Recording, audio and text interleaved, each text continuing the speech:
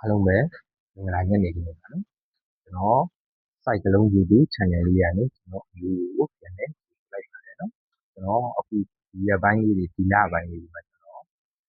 YouTube video လေးတွေမလုပ်ပြတာလည်းကြာသွားပါပြီနော် YouTube live လေးတွေနဲ့မလွှင့်ပြတာလည်းကြာသွားပါပြီဒါတော့ကျွန်တော်ရဲ့ channel အဖြစ်လေးပါနော်ပြီးတော့ကျွန်တော်ကိုယ်ဒီမှာတွေကိုမေတ္တာရက်ခံနေတာတခုရှိတယ်ဗျာနော်ကျွန်တော်အခုဒီ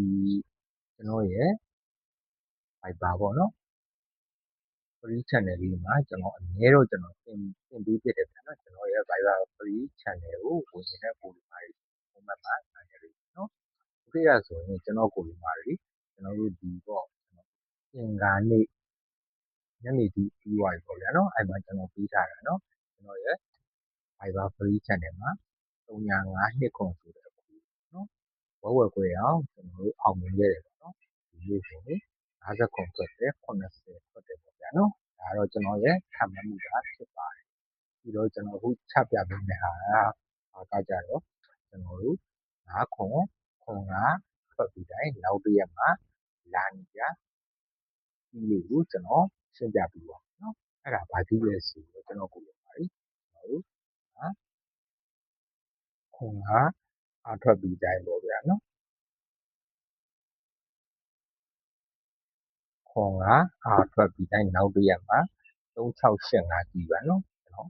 ပြန်ပြောပြမယ်နော်ခွန်အားထွက်ပြီးတိုင်းနောက်တစ်ရက်မှာလာနိုင်ပြီဒီထမှန်ချက်လေးကတော့ကျွန်တော်ကိုပါလေ3685ကြည့်ဒီမှာကို68ထွက်တယ်ဒီမှာဆိုရင်နော်ဒီမှာကျွန်တော်တို့50ခွန်ထွက်တာလို့နောက်တစ်ရက်မှာ3685ကြည့်30ခွန်ထွက်တယ်ဒီမှာဆိုရင်ကျွန်တော်တို့5ခွန်ထွက်တာလို့နော်ဒီမှာကျွန်တော်တို့5ခွန်ထွက်လဲ3685ကြည့်ကျွန်တော်တို့ခွန်5ထွက်တယ်ခွန်6ထွက်တယ်အဲ့ဒါကျွန်တော်တို့ဒီနောက်တစ်ရက်မှာပေါ့နော်ခွန်5ထွက်တာလေအဲ့ဒါကြောင့်ခွန်5ခွန်အားထွက်ပြီးတိုင်းနောက်တစ်ရက်မှာ3685ကြည့်နော်50ထွက်တယ်ကျွန်တော်ဒါကတော့ဗုဒ္ဓဘုရားအတွက်ပေါ့ဗျာနော်ကျွန်တော်ဒီမှာခွန်5ထွက်တယ်နောက်တစ်ရက်မှာ3685ကြည့်60ထွက်တယ်ဟုတ်ပြီနော်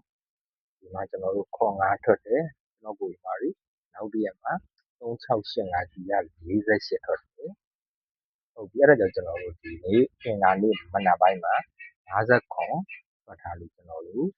ဒီဗုဒ္ဓဘုရားအတွက်က3685ကြည့်ရှိပါတယ်နော်ကျွန်တော်ကိုဒီမှာကျွန်တော်ဒီဗုဒ္ဓဘုရားသာဝရေတောက်ကြအဲ့6ပွဲမှာနော်လေးလုံးကိုဒီတစ်ခုကိုကျွန်တော်ပြီးထားတဲ့အကိုဒီမှာတွေလည်းရှိတယ်မပြီးတဲ့အကိုဒီမှာတွေလည်းရှိတယ်ပေါ့ဗျာနော်1 2 3 4ခွေပူးလာမယ်နော်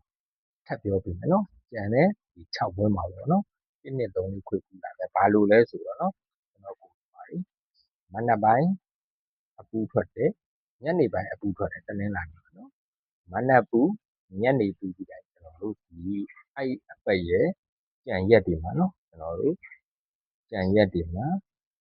1 2 3 4ခွေပူးဆိုတာကျွန်တော်တို့လာနိုင်ပြီရှိတယ်ပေါ့နော်အဲ့တော့အားလုံးပဲ